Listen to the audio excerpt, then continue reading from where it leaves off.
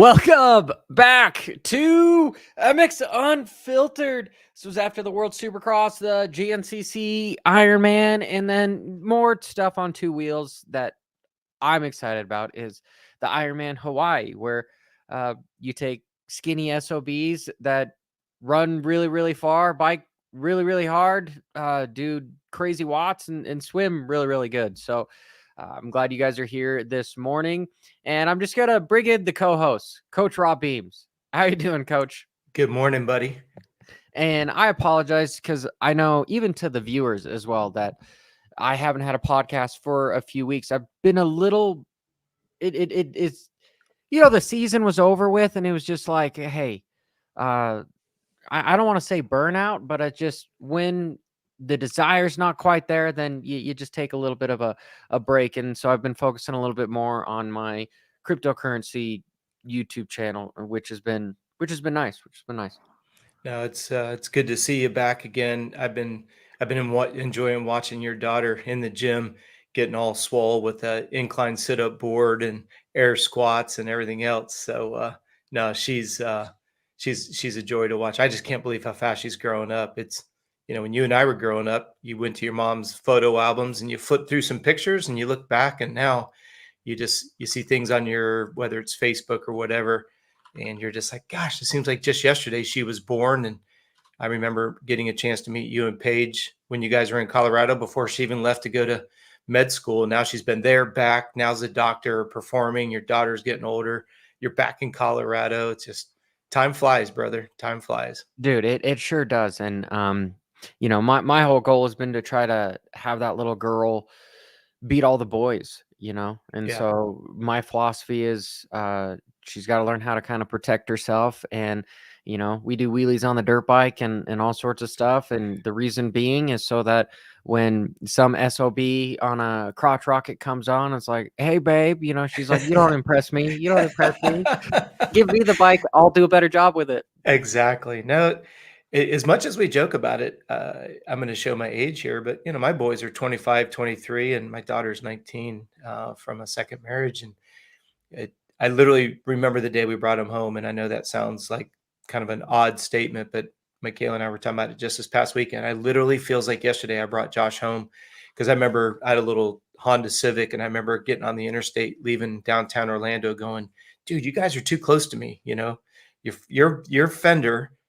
is only 12 inches away from my newborn son in the back seat who's absolutely helpless. And I just remember that like it was yesterday. And now he's 25 years old. Ironically lives up by where Minnie O's is at in Gainesville. And it's nuts, man. So that's why I enjoy watching you go for runs. And I remember running with the baby stroller and, you're out getting your runs in and she's sometimes in the stroller. Sometimes she's on the bike. Sometimes you're running with Paige. And that's why when I post on there, making memories, I'm not saying that to be redundant nor sarcastic. It's you'll look back at that and go, damn, that seems like just yesterday.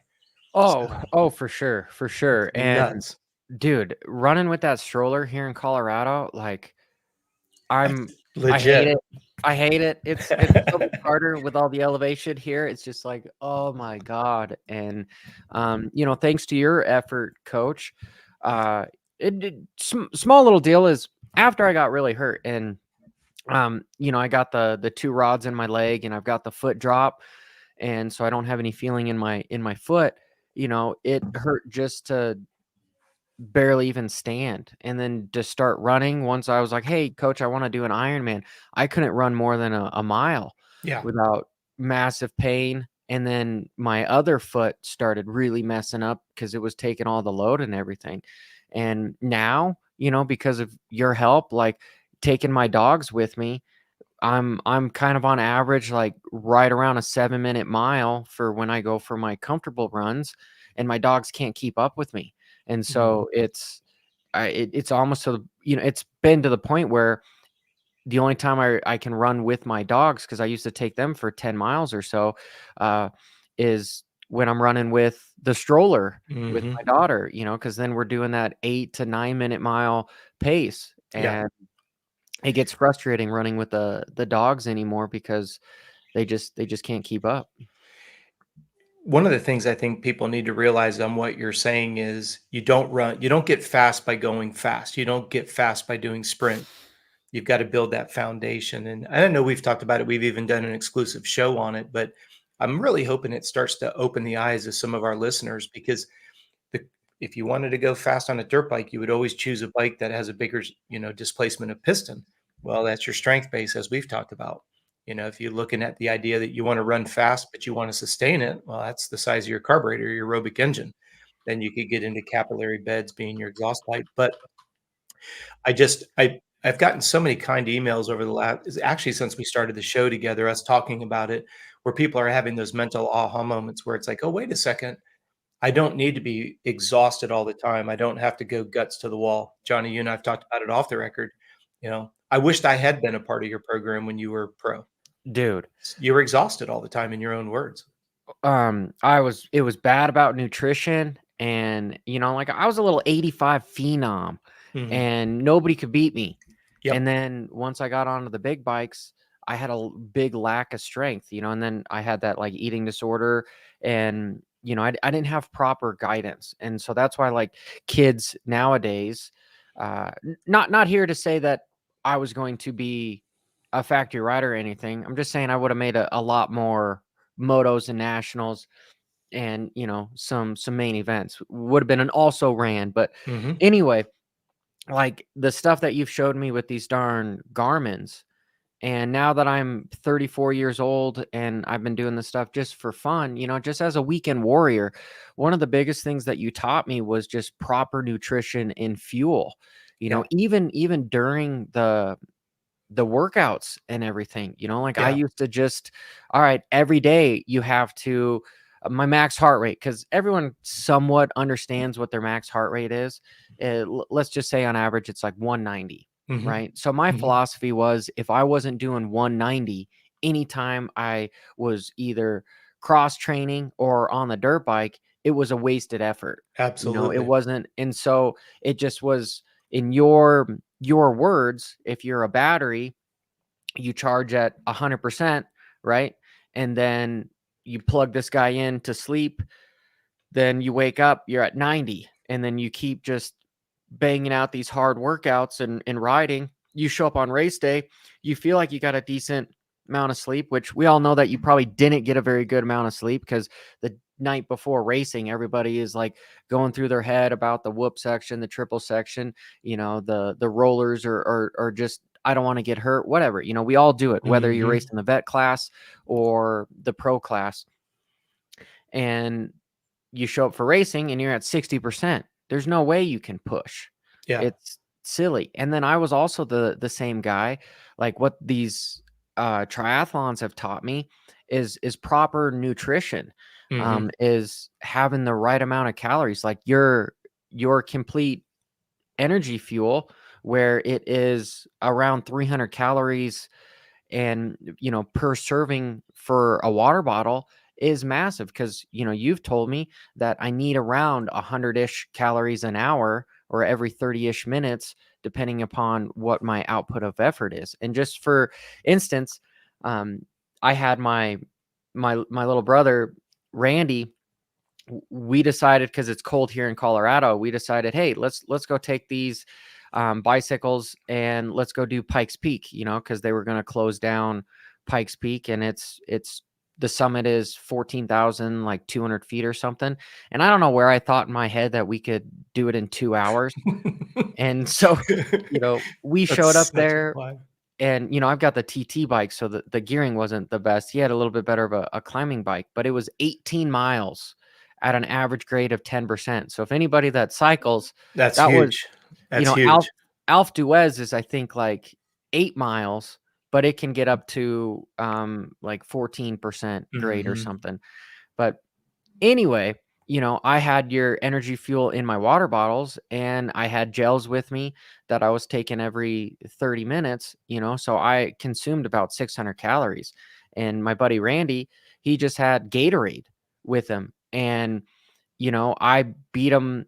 I stuck with him for the first 2 hours, and then I was like, I'm just going to ride up this dang thing, So I wanted to be the first bicycle up to the top, because it was like a little series that they had. And long-winded answer, but anyway, I ended up being the first bicycle to the top. And were over the cell tower, so I couldn't text Randy or call him or anything. So about 40 minutes, I'm like, what the heck's going on? So I made sure that I was all warm, and I went back down, and Randy was walking his bike, and he had like 2 more miles to go. So I told him to get his ass on the bicycle, and let's get up this damn thing. And it wasn't that he ran out of fitness, because he's been riding bicycles with me every weekend for 2-3 hours. I know that he's got the fitness. He just ran out of the energy, and it was Mhm. because of the lack of calories. I gave him some gels at about 2 hour mark, but that was already too late. And he wasn't really eating them because he was having a hard time consuming it because of the grade we were at, and his heart rate was already elevated to 160, 170. And on a Yep. bicycle, that's really, really high. There's a ton of things that you just brought up that I think the listeners need to really key on. Number one, the heart rate. When the heart rate gets elevated, the core body temperature goes up. Put all those in a category of stress, and don't please refrain from thinking stress from high temperature, high heart rate is different than the stress of racing. A lot of people misunderstand that. My point is, stress in general will suppress appetite. So just when your body needs it the most, your body's like, nope, the only thing I'm worried about is getting rid of this internal heat. So it's interesting that you brought up the idea that you started your calories earlier. Then once Randy got kind of behind the 8 ball, it was difficult to play catch up. It wasn't that Randy did anything wrong. It's just once you do get upside down, it is very difficult to be able to come back to it. And so when we take it one step further, it's the idea of, like, for example, and Johnny, I'm sure we'll probably talk a little bit about this. There was a lot of discussion this weekend. We had Ironman triathlon, excuse me, the Ironman World Championships in the sport of triathlon in Hawaii on the big island of Kona. And so there was a lot of discussion that a lot of the Europeans, the Norwegians, they were taking 180 grams of carbs. So just multiply that by 4. That's how many grams of carbohydrates, that's how many calories they were taking in. Well, Okay, say that again, because I do think that it's important for everyone to understand yep. the Well, nutrition aspect, because like there was also the JNCC Hawaii here, that's a 2-3 hour long race. And then a lot of people on the weekends, they race multiple motos. They might only be 15 minutes each, but they might do 6 of them. And sorry, coach, I didn't mean to cut no, no, you off. no, no, no, no. Just It's wanted to point in on that. This is why our energy fuel has 3 formulations. It's based on duration, and the shorter the race, the higher the intensity. So we say it's based on intensity and duration because we know the shorter the race, the higher the intensity. The longer the race, relatively lower average heart rate. So I'm not going to name the company out here, but over the weekend with Ironman Hawaii, people were saying to me that they were getting sick using a particular product, but the company promotes itself as a complex carbohydrate. They call it a slow burn carb. Well, your heart rate's elevated because you're climbing up to HAV, you're getting into the upper ends of zone 3. Heart rate goes up, your body can't break down a complex carbohydrate. It's going to cause GI distress. And then we saw Christian Blumenfeld. He pushed so hard to get to the front to go with Dietliv and to go with Sam Laidlow that he ended up regurgitating. Now, as soon as I saw, and for those of So you, did he actually end up throwing up? he threw up 13 or 14 times in a row. Like large volumes of fluid came out. It was right there on live TV. It was like one after another, after another, after another. But as soon as I saw that, Michaela and I were watching it, I said, that's because he's ingested salt water from the swim. And we're hearing a little bit more rumblings that that's exactly what happened.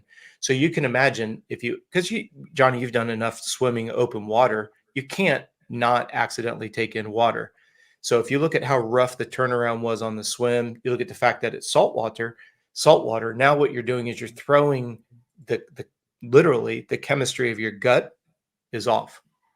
So, like, if you look at everything that you've said so far in today's show, you've got Blumenfeld who's pushing the intensity, heart rate's going up, core body temperature is going up. And what's interesting is one of the things that we've been working on as a project is managing core body temperature with racers. I mean, it's one thing when you're a triathlete on the Queen K Highway, but you've got very small, the thickness of your kit, your jersey, and your shorts is less than a millimeter. and it's very easy to dissipate heat. For those of us who love moto, right? You've got helmet, goggles, gloves, jersey, pants, boots. It's very difficult for the body to get rid of heat. So the point is, one of the things that we specialize with our clients is making sure that we keep the core body temperature low because, like a motor, heat steals energy. So you come up and you watch Blumenfeld. Blumenfeld's pushing up to Havi. He gets himself all the way into second, whether it's the excessive salt water in his gut, whether it's the intensity, his body, and he immediately started regurgitating like heavy, heavy. In fact, the commentator said he just threw up everything he's eaten for the last week. That's how bad it was. But going back to what you said, the body can only assimilate around 300 calories per hour. Well, Keyword is Coach, why are these calories. guys drinking so much Coke too? Because the phosphorus in the Coke will reactivate the digestive enzymes in the belly. So your belly will start to function again to absorb calories. So it's not for the like sugar intake for a quick spike. No, Of it's playing a part of it. Obviously, the sugar is going to assimilate, but caffeine is a stimulant, right? So it's a vasodilator. The Coke is going to get, plus it's a different flavor than a sports drink that they have out on the race course. So it's all what that's Sam Laidlow right there. He's a defending Ironman world champion. What he's trying to do right now is he was leading the race and he's now been succumbed to a walk. So what he grabbed a 2-liter bottle of soda right there, which by yeah, the I think way, this was like mile 11 or 12. yeah, this is before he drops into the energy lab. He's on the Queen K highway right here. He'll go up another mile and then he'll take a left and go down into energy lab. The reason why he's hitting the Coke is to try to get the stomach to reactivate so he can absorb fluids. So a lot of times you'll drink fluid and the belly will look like they're pregnant. That's a distended belly. That's because the osmolality in the gut is thrown off and you can no longer absorb. So therefore you start to feel sick to your stomach. Now you go back to the bicycle. Before this is Patrick Lange passing the defending world champion. The guy in the blue went on to win the race, running a new course record for the overall. He didn't get the run record, but he did set a new course record going under 230, going under 737. It was ridiculous, so fast. Well, it's crazy that 15th place is over 8 hours for these guys.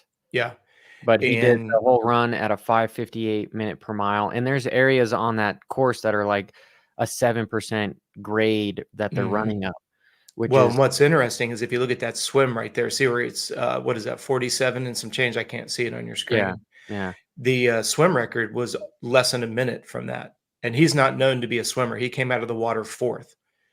But But one of the I things can't that believe these guys are swimming at 114 per minute per 100 that for that that's without a wetsuit. yeah, That's and this that's is without a wetsuit. what is this, 3,800 meters? Yeah, and that's an open water swim. And if you watch the turnaround point at the Body Glove boat, it was extremely rough. So, because what you were saying earlier, Johnny, before the race, everybody was touting how much the how many grams of carbohydrates. It's very, very simple math. A gram of carbohydrate yields 4 calories of energy. So if they say that the athlete's taking in 100 grams of carbs, just multiply it by 4. That's how you come up with the 400 grams. Okay, So so that's 400 calories. yes. And so I started getting a lot of DMs during the race because they're like, yeah, but Rob, you always advocate 300. The reason why I advocate 300 is because research has shown both in clinical environment and on the open road that when you get above 300, the GI tract can't absorb that. It gets what we call the osmolality, your ability to absorb the fluids into your body, right? So it was interesting. And I'm not gloating about this, but it just was interesting. On Friday, all the pre-race interviews, everything was about their nutrition. What are they going to eat? How much are they going to eat? They were saying that they were going to try to push 150 to 180 grams of carbohydrate going into Havi. And look at how many people crashed and burned because of GI distress. Sam Well, Laidlow was pushed to a crawl. Yeah, Christian Blumenfeld was throwing up incessantly all the way to Havi. Now, I'm not gloating at it. I'm just saying these guys are always, I pardon my language, but we always say in the endurance world, there's a fine line between fit and fucked. And those guys are always trying to push that envelope right to where they can get to. well, Sometimes it works, sometimes it doesn't. I gotta find the video, but Linus Sanders, he's probably like the biggest triathlon YouTuber out here. He was going over what was in his bottles, and he had like 700 and 900 grams of carbs in his bottles. Yeah. And I was like, holy moly, that is an insane amount. I mean, I know I've only done 2 half Ironmans, and the second one I did exactly, the first one I didn't fuel enough because all my water bottles spilt and I died on the run. And then this time I almost died on the run too because I overfilled. So I had to stop and take a massive shit because my stomach just felt awful. And here's a good question, because this is all on fitness. So Kathy says, while we're being honest about product promotions, Monster Energy and Red Bull are awful. Let's stop glorifying these drinks as healthy. I think the consensus is nobody thinks that they are healthy, right? They taste good and they give you a quick little boost, and they're addictive. But you do see, like at the Ironmans, they do offer at least Red Bull on most of them. And coach, why would you be taking something like that in a sports scenario? Why would you decide to take Red Bull or Monster over anything else? This is a very interesting statistic that came out of the Olympic Training Center. And this probably came out 15, 20 years ago. When the body's heart rate is elevated, the body wants the most simplistic form of sugar it can possibly take in. So it doesn't care if it's Coke, Red Bull, energy fuel. What it wants is sugar, and it wants it in the easiest format possible.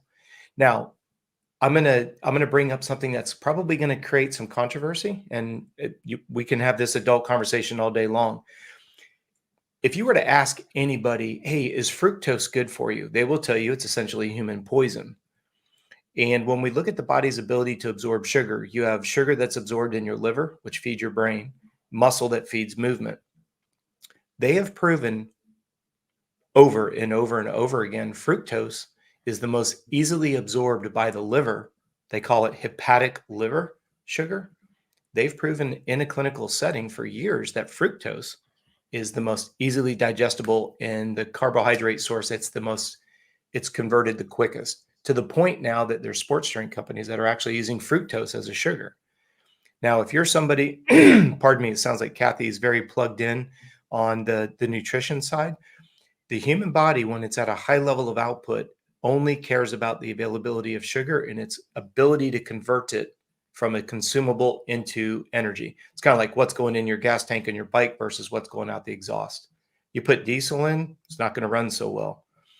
So this is where it becomes a little bit controversial, because you're seeing Coke, you're seeing Red Bull, you're seeing all these other products that are out on the run course. It's because it works. I'm not saying it's healthy. Excuse me. I'm not saying it's healthy whatsoever. What I'm telling you is that the body will burn it and convert it quickly. And Johnny, you've been at the races. We saw Ferrandis. What was he drinking after the race? Everybody made big to-do about it. Hitting a can of Coke. Why? Trying to get the digestive enzymes reactivated.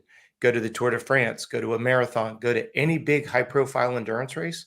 You will always see Coca-Cola at the finish line. Yeah, Always. which is crazy, because I had one of my longer runs this weekend, which was 10, 11 miles. And right afterwards, we ended up going to the grocery store. And the first thing I went to those natural, they're supposed to be the organic, like smoothie drinks. Yeah. And they've got, like, I don't know, 12 bananas or whatever in there, but it's like 70 grams of sugar. And for some reason, my body was just saying, like, buy this, buy these, buy these.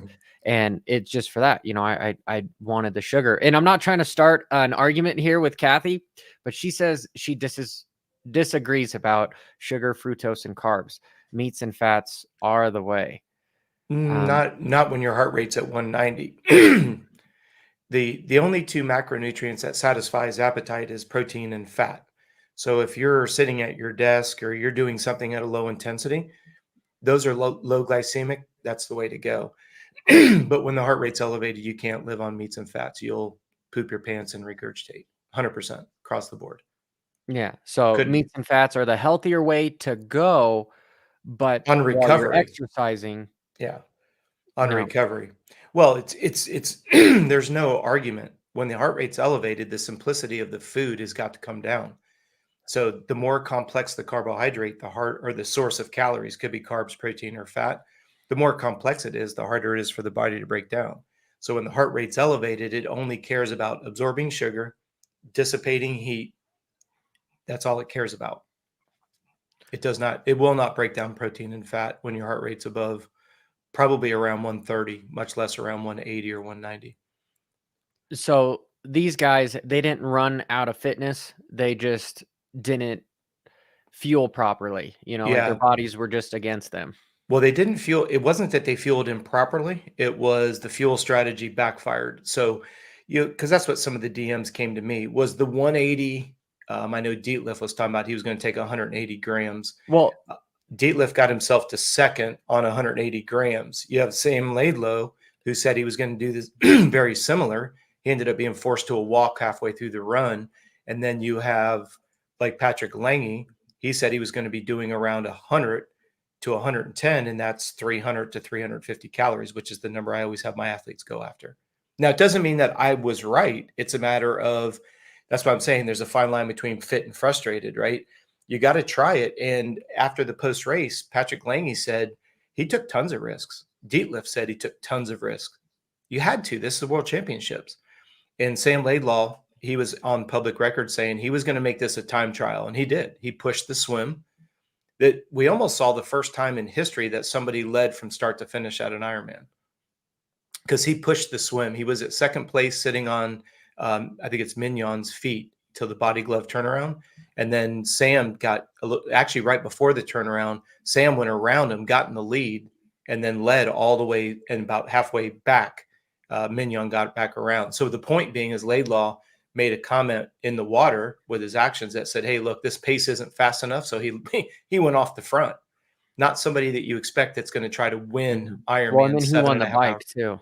Well, that's exactly it. He said in the pre-race meeting, he was going to make it a time trial. Think about that. How powerful of a comment that is. I'm going to freaking lead this race from start to finish by myself.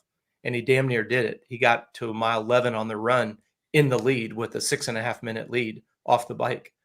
he was taking some huge risks, but his gut shut down, unfortunately. Mm-hmm. Yeah. And okay. We talk so much about, and yeah, we're going to get to World Supercross, but this is again about some fitness. And this is probably one of the hardest fitness accomplishments in the world at the moment. I find it hard. How old is this Patrick Lange? 41, I think he just turned. And the last time he won was at what, 17. It was 8 years ago. Which he won is crazy. 18 and 19. Yeah, he's the first person to come back that far after a win in history. And he just crushed the world record. And, we all know about resting heart rate and maximum heart rate. Like resting, to best of my knowledge, can relatively still stay lower as you age, but it's your max heart rate that ends up going down because of age.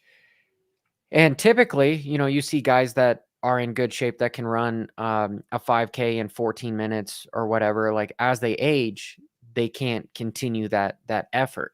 And so for this guy to bust the record there in Kona on one of the most difficult hot courses, because heat has a big playing factor in your body.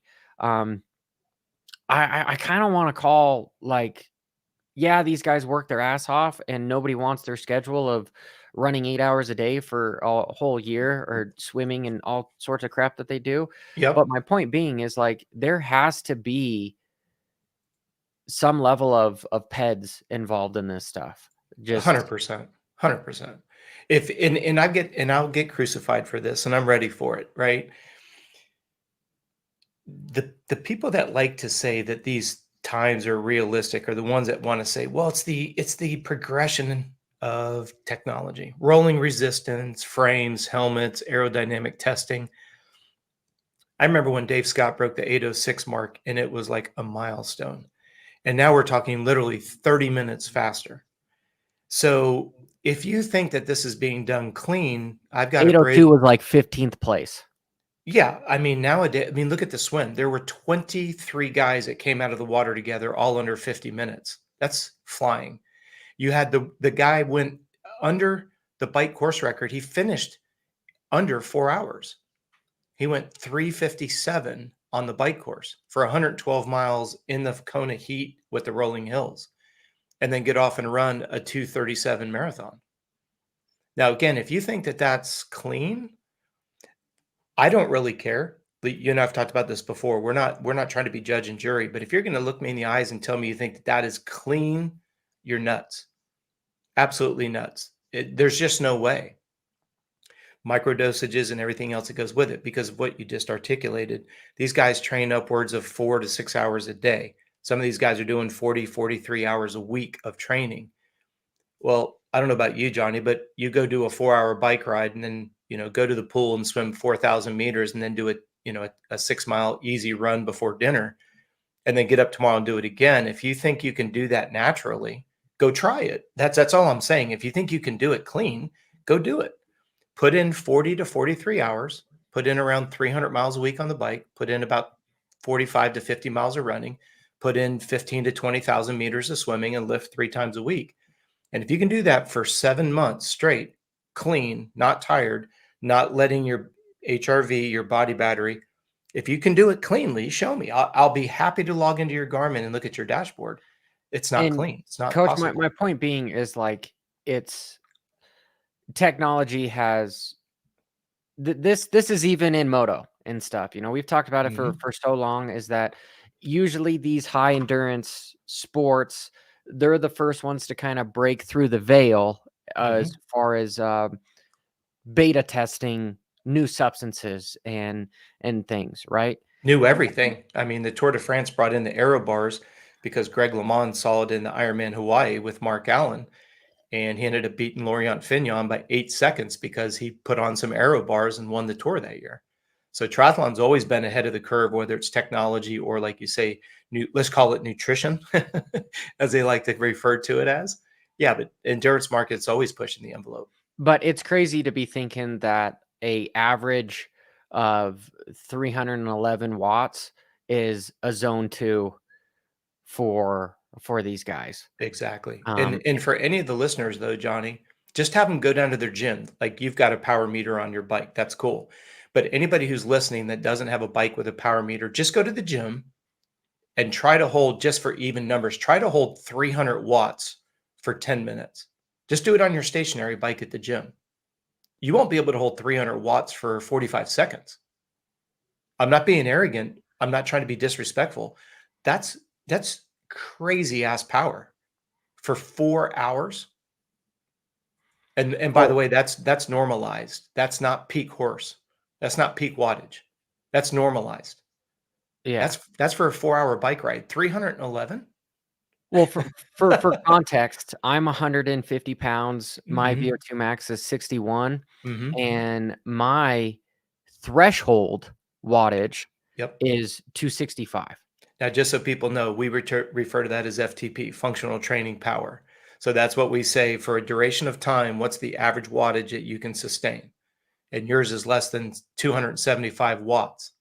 He did 311 for 4 hours. If you think that's natural and you think that's perfect aerodynamics, I've got a bridge in Cairo, Georgia. I'll sell you today, really cheap. And then this guy, who is a phenom at about 100 and what does he weigh? Like 150 or something? Here's the Tour de France champ. But he went on a podcast saying that his zone 2 is right around the 365, and he can do that for 4 hours. And one of the events in the Tour de France, God, he crushed Alpe d'Huez with like a normalized power of almost 500 watts, which is insane. Like these skinny legs having so much power is just, it's insane. It's superhuman. And because it is. Well, Johnny, you brought up the Tour de France. I don't remember what stage it was. It's not what's important, but I don't know if it was him or if it was somebody else that was in the top 3, but they beat Lance's time let's just call it Alpe d'Huez because you've mentioned that stage a Mhm. couple of times. That uphill climb, he beat Lance Armstrong's record by 10 minutes. And Lance tested positive and admitted to doing EPO. So you're going to tell me somebody clean is going to put 10 minutes into Lance Armstrong? This is what got Floyd Landis in trouble. Floyd Landis almost didn't make the cutoff on stage. I don't remember what stage. Let's say it's stage 10, right? He almost didn't make the time cutoff. He's not known as a climber. The next day it was a climbing stage time trial. He obliterated everybody, climbers and time trialist specialists. And it was that stage that he got popped positive for. So if it seems Mhm. too good to be true, it is. When you Well, see somebody 10 minutes faster than somebody who admitted to doing EPO, look at the Kenyan woman runner that just got busted. It would be 4 weeks ago now, right? She cut like 32 minutes off of her half marathon time. Uh, these are professional runners. They're looking for like 30 seconds, not 30 minutes. And she got popped positive. But there were races that she got fourth and fifth in. So if she's running hot, burning hot, as we call it, and got fifth, what does that tell you about the top four? Because there is no way a human that's not on PEDs is ever going to beat somebody who's on PEDs, assuming we're talking about professionals, right? At an age group level, you go to Ironman Hawaii, the amount of age groupers that are burning hot are probably in the 75 to 80% range, hands down, but they don't test. Well, they do, but that's a joke all in itself. But come back. My point is, there'll be somebody that'll come in here and saying, "Hey, what EPO doesn't improve your speed on the motorcycle?" Well, that's a ridiculous comment. Because what happens is EPO increases the amount of red blood cells, what allows you to go faster, longer. But here's my point. No, EPO isn't going to make you butter corners better and be scrubbing like James Stewart. EPO is not going to do that. But if you have 5 guys at that top peak level and then they get on EPO, yeah, as Johnny says, rising tide raises all boats, 100%. And you think a 6th place guy that's not on EPO is going to be able to run those guys down? You're wrong. It doesn't cause you to be a better motocross racer. It allows you to take your talents to another level altogether.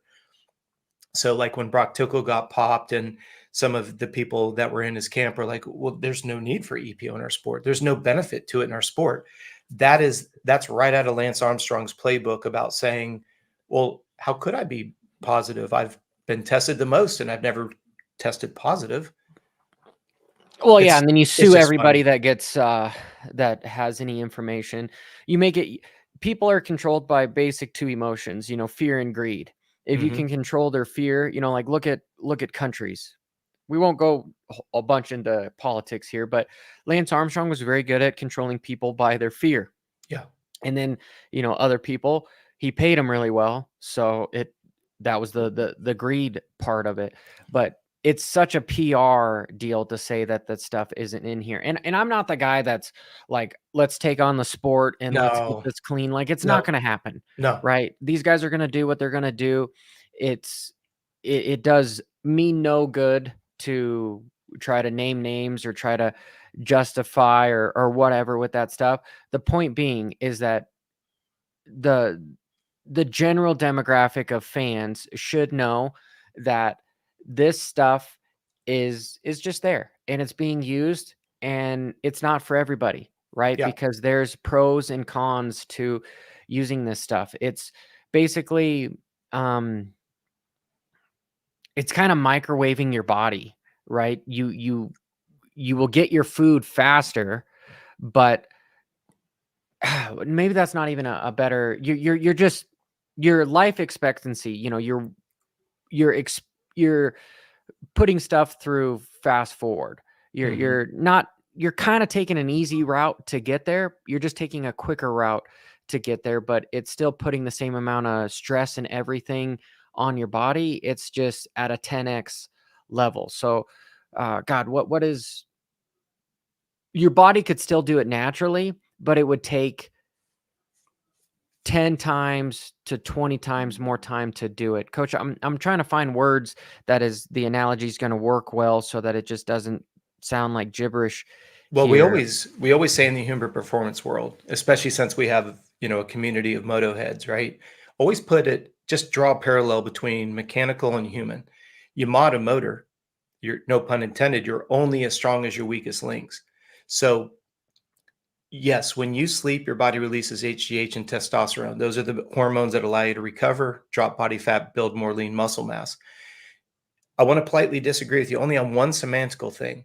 You'll never be able to get as much, you'll never get your red blood cell count as high as when you're on EPO. So when motorboating over here says that EPO won't increase your speed on the bike, he's exactly correct. What EPO will do is it'll keep you from slowing down. So he's exactly right. It isn't going to take you from 40 miles an hour to 48 miles an hour, not on a motorcycle, because that's going to be more about technique, throttle, clutch, brake, being able to go fast, carry But momentum. it's beast mode in a bottle. Exactly. But like to motorboat saying, no, it's not going to be a developer of speed. It's exact opposite. It just offsets fatigue so you don't slow down as much as everybody else. So if you take those top 10 guys, Tomac, Roxon, Jet, Hunter, right? If you look at the qualifying times, on average, and I'm just using a loose number here, Johnny, if we took the amount of time from the leader to the fifth or sixth place, you're talking 0.3, 0.4 seconds. It's not like we're talking 7 seconds. So EPO isn't making somebody faster. It just keeps them from slowing down quicker. And that's where EPO comes in. If you look at the power that people can put out on the bike, if you're at Ironman Hawaii and they were all to start in a line together, they could probably all hold the same pace. It was just whoever doesn't get tired quicker goes the furthest. I mean, that's really what science of performance is all about. But I want to come back to what you're saying. If you're putting EPO or something synthetic in the system, if you're measuring it in a cup, EPO is going to increase the red blood cell count. You'll never be able to do it naturally because it preempts, it triggers the kidneys to produce more red blood cells. So as Dr. Ferrari always said, the number is always in the red RBC. It's always in the red blood cell count. Always. Yeah. Go ahead.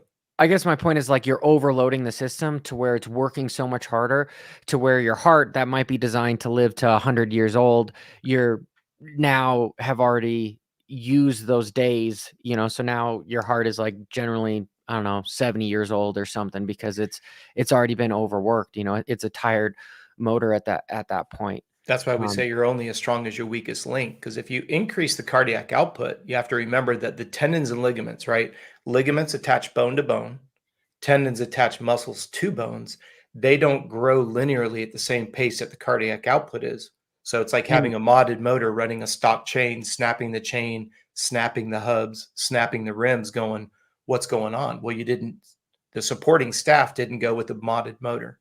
And Coach, like just for some context, the first time I decided to get on a PED cycle, I went from 130 pounds to 175 inside of 12 weeks because the people I was working with were saying, if you're trying to ride a 450, you are way too light. Like this isn't going to work. And literally, I remember being able to deadlift right around 300 pounds, right? And as soon as I got on that stuff, I went to 425. Granted, I was working out and everything, but then once I got off the cycle and I was riding more, that's when I was using some, you know, the EPO and some other stuff, but I wasn't using they still had me a little bit on some test. But I dropped back down to like 380, right? As far as the deadlift. And now not being on that stuff, being around the same weight, my deadlift is 345. Like I cannot, if I was to get on testosterone tomorrow and start taking it for a week without really gaining any extra mass and strength, just because the added test, I guarantee that my bench and, you know, my squat and my deadlift would go up by 50 pounds just with the added substance right there. And you want to talk about like that's a small percentage as far as with riding a motorcycle, because you ride a motorcycle with your legs, right? You don't ride it with your arms, but you need to have the capacity to be able to hold on in the strength to hold on to this bike as it's kicking sideways and blah, blah, blah. So there's an added benefactor for substances for just that sheer point there. It might not be as easy as like on the bicycling where you're like, okay, my watts went up by 30 watts because I'm taking this. It's not as linear of a graph there with riding a motorcycle, but it's still a benefactor for sure. Well, But 100%. You mentioned how much muscle mass you put on, right? What was the weight you went from and to? I went from 130 to 175. All But right. then once I So, started riding again, I dropped down to 160, and then but that's that's still 30 pounds more muscle. If you went up to 170, back down to 160, right? And you start at 130. So think about the increased muscle density and then you hit the ground. So now your resiliency to an impact injury are minimized. and I was only taking 350 Mhm. UIs. And Uh, this is why it's so important when people say, and as a physiologist, what we say as a community is you have to look at somebody's improvement as a junior and you look at that incremental improvement through the junior ranks before they go pro. So to your point, because you just shared numbers, I didn't put the numbers out there, you did. If the numbers seem too good to be true, they are. You're going to look me in the eyes and tell me, because in a clinical environment, the most muscle you can put on is 1 ounce per day. If you properly stress and feed the body, the most, and that's around 21 to 22 pounds a year. You put on 30 in 12 weeks. So when someone says, oh, he just really has a dialed strength program, it's mathematically not possible. Now, this isn't character assassinating Johnny Hopper. When you tell me you go from 130 to 170 down to 160 and you did it in 12 weeks, I'm going to look in the eyes and tell you that you're cheating. Because if the results seem too good to be true based on clinical calculations, it's like Floyd Landis getting and dropped on a stage before and then smoking an entire field on an uphill stage that he's not even a climber. It yeah, seems and too good he to be could have been true. It is. recovering wise and everything. And coach, I don't mean to cut you off. Yeah. Ben is saying that, coach, don't say that PEDs are safe for you. You know, they do immense damage, and I believe you've already said that no, they do an immense damage on Well, the but body. Ben brings up a good point. If you look at 3 weeks of racing a bicycle, if you look at the way that the body cannibalizes itself, I agree with Ben. What they're saying is, isn't it better? It's kind of like an integer line. If the Tour de France by itself is going to take you to a -10, and if the PEDs can keep you at a +10, you're net zero. He's exactly right. The problem that you run into, and this is where the European teams, I mean, literally, they've got a professional medical crew that keeps them from killing themselves, goes back to, and Johnny, you articulated this earlier, it's that finite balance. Because if you get a little too heavy on this side, let's say muscle mass, the tendons and ligaments can't keep up. So there's your weakest link. If you don't Mhm. get enough calcium, the bone density doesn't go up. So now literally the muscles can snap the bones because they're so strong. The bones can't keep up. And to what Ben's saying right there, yeah, I mean, Ironman, I mean, it's brutal on the body. Tour de France, brutal on the body. Moto, brutal on the body. So yeah, this is where you get into kind of the conversation of, and we've even talked about it here on your show, Johnny. Should they allow it just so that way the guys can stay relatively healthy and stay up with it? I mean, they're doing it anyways. And I think Yeah, that's there's why you're able to see someone race from January to October. And again, there's been a couple comments as to who is or isn't.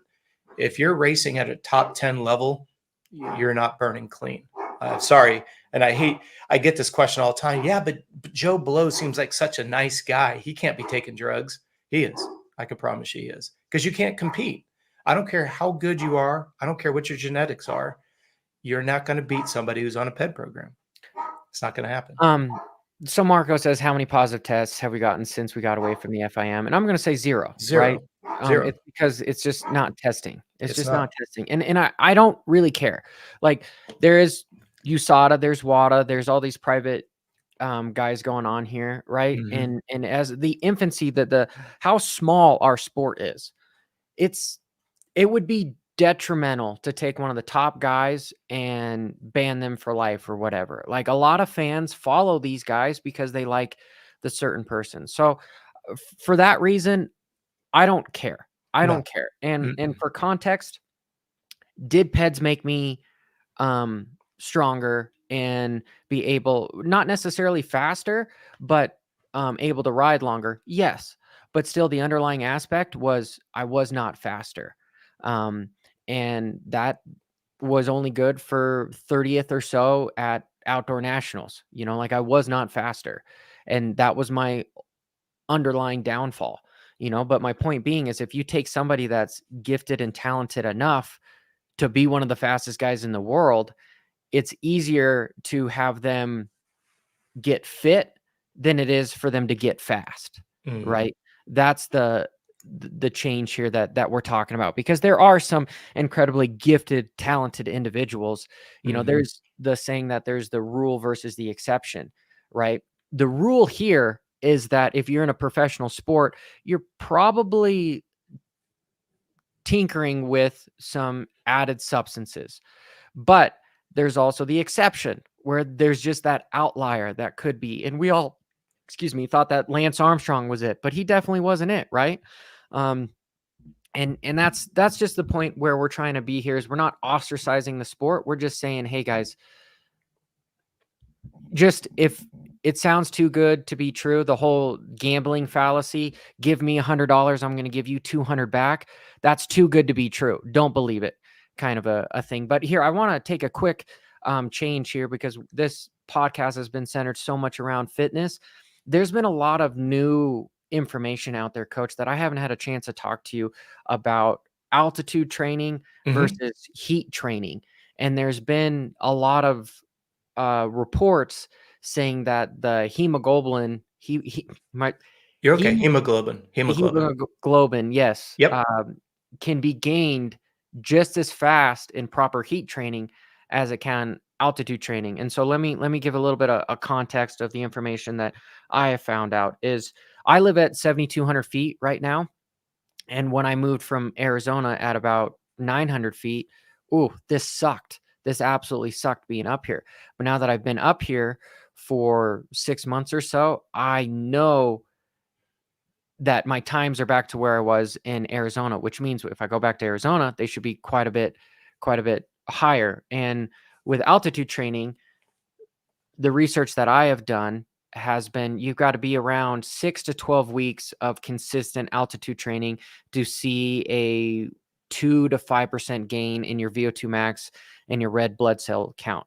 But then now there's also some reports out there that if you do the same, but you could do it for a duration of only 6 weeks, like half as much time. But as opposed to getting high, you get hot, where you get your body extremely hot, but you don't overwork it to the point where you're so fatigued that over time, your body is going to build the same 1 to 5% VO2 max and red blood cell gain just from getting hot. So there's been a lot of science behind, you should be layering, so that you're basically sweating a bunch because you're trying to get your core temperature really hot if you're not high. What are your thoughts on that? Well, it's hard to argue with the clinical studies. If anybody were listening to this as a recording and would go back to what you just said, what you mentioned during the hot training was that the heart rate was going to be low to keep the stress to a minimum. Whenever I see reports like that, anytime you train at a low heart rate, you're always maximizing aerobic capacity. And that's always the number one physical limiter when you're trying to go fast, is your ability to deliver oxygen, dissipate lactic acid, convert stored sugar into energy, and then dissipate heat through the skin. It's just a constant cycling all day long. So, yeah, I would agree with the idea that the heat training, I will politely disagree. I don't think that you're going to get the same response from heat training at a low heart rate. Is going to increase your body's ability to metabolize fat, and it's going to enhance aerobic capacity.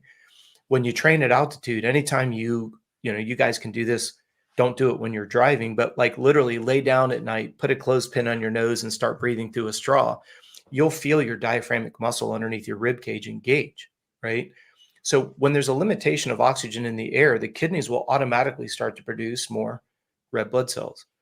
So the idea that they're saying that the heat is producing more oxygen or more red blood cells, it's always in the same time talking about low heart rate. So to me, I'm not sure that I'm sold on the red blood cell count going up because of the heat as much as the aerobic enhancement. Now, on the red blood cell side, training in the heat, I want you to, if you guys are watching this live or watching this on a recording, look at the screen.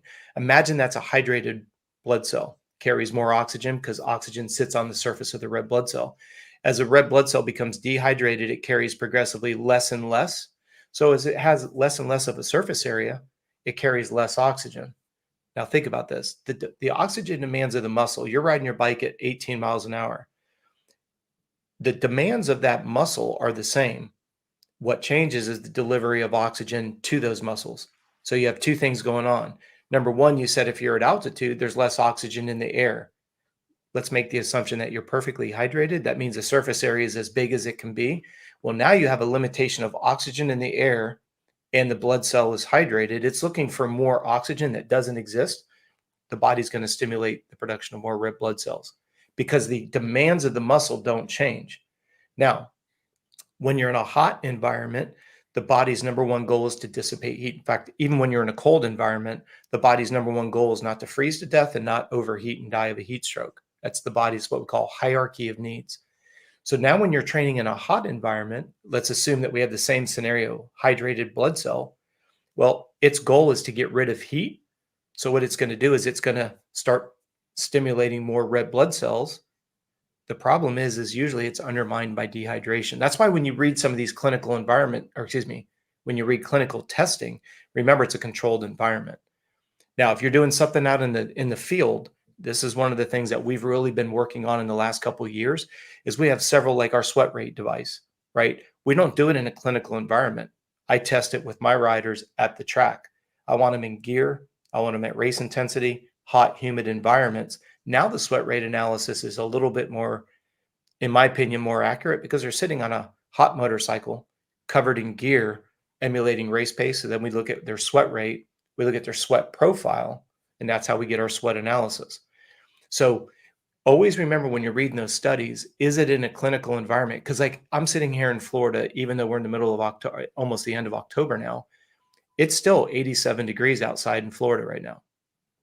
So when I'm sitting in my air conditioned office, what it's doing is it's dehumidifying my room and then it's cooling it off. Well, if I'm doing an erg test, which is what you would see a treadmill test or a bike erg test, you got to remember they're controlling the relative humidity. They're controlling the temperature. That's not real world.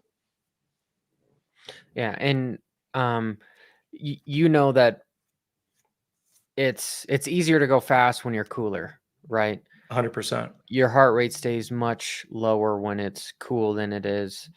It's to me, it's interesting to find out. Like that's one of the reasons as to why we're seeing such good times and recovery times, because even without we've been talking about substances, the level of education when it comes to not just psychology, but our nutrition and how to take care of the body has elevated. And that's one of the reasons why we're seeing such advancements in, I almost want to say talent, right? Is because simple data, like these guys, I would have loved to kill for this HRV and, your body battery and your resting heart rate and all that kind of stuff of knowing when to push hard, when not to push hard. That is like, coach, it's almost like I have you on my wrist 24/7 telling me what to do. And in Ricky Carmichael's era, you didn't have that, right? You just had You did. Because what you would do is you'd wake up, you empty your bladder, you lay back down to get gravity off your body, take your resting heart rate for 15, multiply it by 4. But you had to manually write down what your body weight was with an empty bladder, lay back down, get your resting heart rate. It's all the data's always been there. The problem that you run into, and Johnny, I'm so glad you brought this up because we just talked about it in our staff meeting last week. Take PEDs out of the equation. What has data done for us? And I want all the listeners to do this. If you've gotten sick more than twice in the last year, you have a suppressed immune system. So like you're saying, Johnny, these little watches, right? Whether it's HRV, resting heart rate, body battery, stress score, whatever it is, what they've done is they've allowed us to stay in the game because you're like, you know what? My biofeedback indicates I'm really on the edge of getting sick. So you give up today, you focus on sleep and food, maybe take an Epsom salt bath or get a massage. You give up one day and you pick up 17 days. Old days, you didn't really know. So you'd smash through today and then get sick for 4 weeks or for 2 weeks. Mm-hmm. So I think we're And when I was racing, I was constantly sick. absolutely, because you're redlining all the time. Like you said, every workout, if it wasn't above 190, waste of time. So what'd you do? Pin it. And coach, this is the problem like I still have. And I know talking with your athletes and people that I have referred to you is we live resistant to change. A Hmm. lot of people are resistant to change. And what social media and everything shows is we don't post uh your normal we post PRs, Yep. right? So everyone's like, "Oh my god, look at this. Look at how long they rode." And you hear stuff of James Stewart doing 6 to 9 20-minute main event motos, right? Hmm. But the question is, how many of those were him just rolling speed where he was yawning versus him just hammering down? And that's the information we don't have. So we just constantly assume that he was just balls to the wall the Sure. entire time. Yep. And that's just not true. And so like even, this morning my HRV is off. And I know yesterday I wasn't feeling the best, Yeah. and so like over the weekend I got 5 hours of sleep and then last night I got 6 hours of sleep. And so that's part of why I'm feeling a little bit fatigued. And I wanted to run today because I want to do this Spartan race here. And I want to honestly, I'd love to win my age group.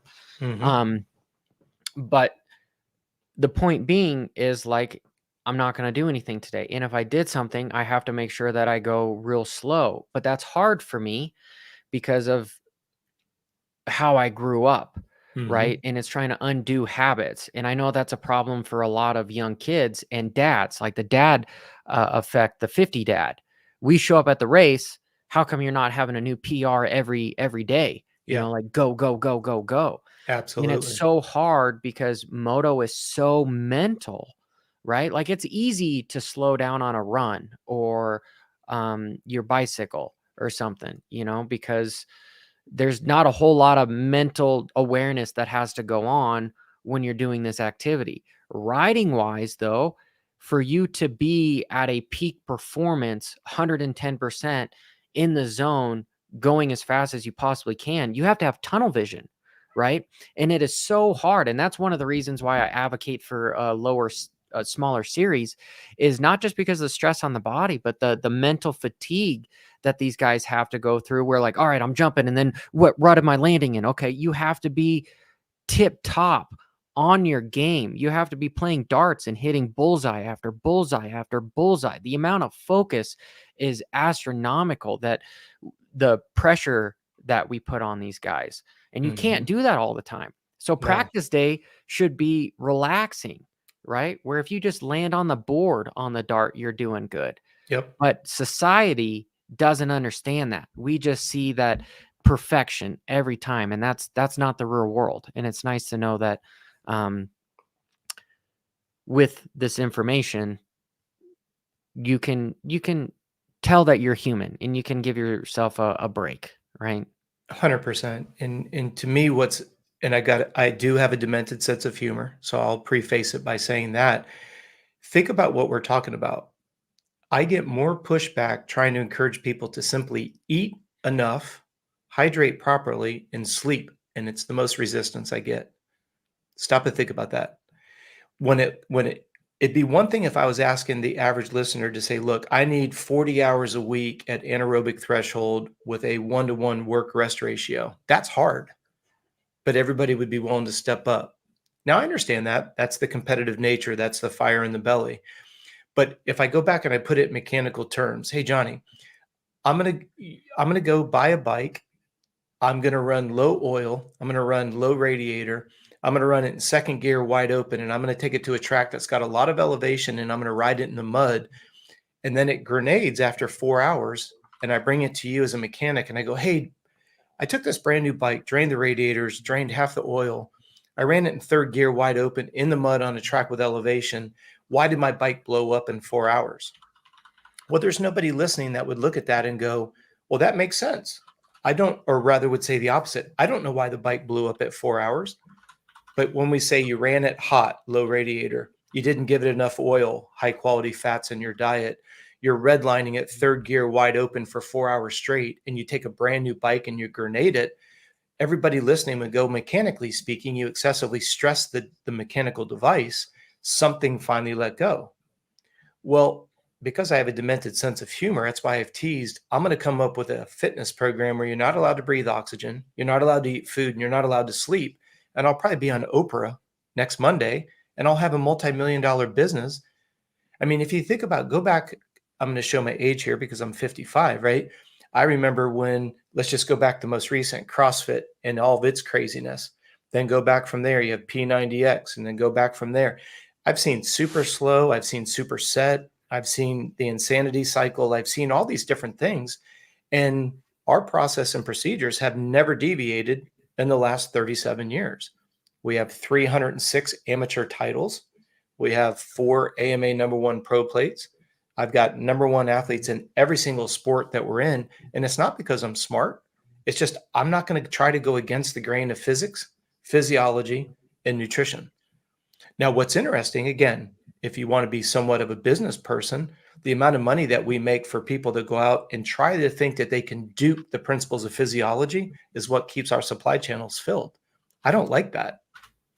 I would rather get in front of your listeners and say, hey, look, this is the principles of health, right? You can't burn more than you're taking in for a long period of time without it being a net negative. You guys will find it as adrenal fatigue. You can't lift to a point of exhaustion for an extended period of time without straining a tendon, a ligament, or tearing a muscle. It's not my opinion, it's physiological fact. So here's my thing. I'll give you all the checks and balances to keep you from crossing that threshold. Yeah, you can push the muscle to its limit. You can push your anaerobic threshold to its limit, but I will promise you will always be able to recover from it. And when you do, you never get sick. Well, that's not very sexy. If I say, look, I want you to count 11 almonds, 13 raisins, and literally weigh how much protein you take in. And then I want every workout to be to the point that you throw up. And when you do that, that's a good workout. That to me just seems like social irresponsibility. Coach, I've had rhabdo 3 times because of that. Yep. Right. But here's the thing though, Johnny, there are people listening that will tell me that they love high intensity HIIT training, high intensity interval training. They will tell me it's addicting. They will tell me they love it. They've never been leaner, never slept better, never felt better. That's great. Call me in 3 months and show me your blood work. And honestly, one of the biggest things that you helped me with is you were like, Johnny, you're effing cannibalizing your muscles by doing this much. It's not even volume, right? Because you cannot do the amount of volume at that high intensity. Like I thought I was doing a crap ton of volume. And you're like, no, you're not. Show me 4 + 5 hours. That's volume. Exactly. You're doing 30 minutes to 15 minutes on stuff. That's intensity. Yeah. It is physiologically impossible to be doing that intensity at that volume. And that's the reason is like what we talked about earlier in this show, as far as these numbers with these athletes this is intensity. This is intensity. A 5:58 per mile for 26 miles on a hilly course, 28 miles an hour for 4 hours, a damn near Olympic 100-meter sprint for 47 minutes. That is volume and intensity, which is insane, right? It's non-sustainable. You shouldn't be able to take the intensity up that high and hold it for that long. It goes against the principles of physiology. And Johnny, to your point, bring that back up if you don't mind. That's Patrick Lange. He was 4th out of the swim. So he wasn't even the fastest swimmer. He was 11th off the bike. That wasn't even the fastest bike split. And he didn't post the fastest run time. He did break the record because he put it all together. So to your point, there's other people swimming, cycling, and running faster than what he did, which gave him a 7:35. It's just absolutely insane. It's cool to watch. I mean, if you go back and you watch the coverage, it's amazing to watch those guys be humming along at 30 miles an hour, rolling up the Queen K Highway. If you've ever been there, it's not easy. It's very, very, I mean, the undulations are deceptively hard. And because it's an island, the winds are just gnarly. Yeah, this year was pretty good. I think we had 10-mile-an-hour winds was the most that we had. And that's pretty minimal. I mean, we've seen years where there's gusts of wind 30, 40 miles an hour. It's brutal. That's why they're, by the way, Johnny, that's why they're not allowed to run disc wheels there, because of the I crosswinds was will blow wondering you. why everyone had Yeah. like the Yeah. half-ish discs. Which is interesting because Sam Laidlow was running a wheel that historically has been illegal. His wheel was covered all but the last 6 inches going up to the hubs. I've never seen a wheel that much covered. They have a video of, I think it was Natasha Bodman. She was doing a training ride, and she, for some reason, decided she was going to do it with a solid rear wheel, a disc wheel. And there's somebody that has her on video literally getting picked up off the road like a kite and was thrown like 30 meters off the shoulder. Just like it was as if somebody just picked her up and threw her like in Wizard of Oz. And that it just solidifies why they don't allow disc wheels. Yeah, crazy. Absolutely cool stuff, though. Well, Coach, I know we've been going on for about an hour and 15 minutes, and my little girl just woke up. Oh, good. Okay. And, so it's time for me to go be daddy daycare and get some other stuff done. But Good job, bud. we'll continue with the podcast. And I know we didn't get as much of a chance to talk about World Supercross, and I'm sure we're going to do that over during the week and definitely next week with more. Yeah. I want to talk to you about this Triumph team. I thought it was interesting. I don't know if I missed the press release, but I noticed now it's being referred to as the Monster Triumph team, which I thought was pretty interesting. So we can talk more about that next week. Very interesting. Yeah. Crazy how there's just a few companies that basically have the monopoly share of this sport. So definitely trying to have it grow. And Kathy, appreciate you with some of your questions. It was nice to get your opinion and coaches on here. Thank you so much for joining the podcast, and for everyone else as well. Just hit that like button, go to Coach's channel. He does a podcast twice a month for amateurs and vet guys. And Coach, you smart SOB. I appreciate it, brother. Till next time, everybody, keep it WFO.